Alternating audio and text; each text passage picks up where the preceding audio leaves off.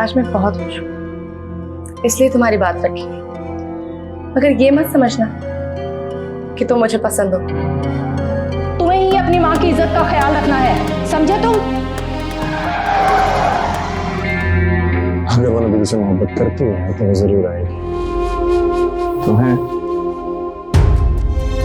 इस तरह से यहाँ पे नहीं होना चाहिए। क्योंकि तुम मुझसे मोहब्बत जो नहीं करती।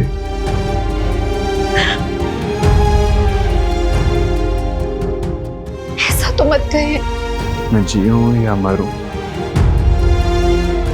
तुम्हें क्या फर्क पड़ता है? बहुत फर्क पड़ता है, क्योंकि मैं आपसे बहुत मोहब्बत करती हूँ नबी। ये नसीबों मेरा लिखिया मेरा बाहर वेले मैनू दर्द ही मिलिया होया कि कसूर मैं तो तू इन्हां नू दस दे क्यों मेरी खुशियां दा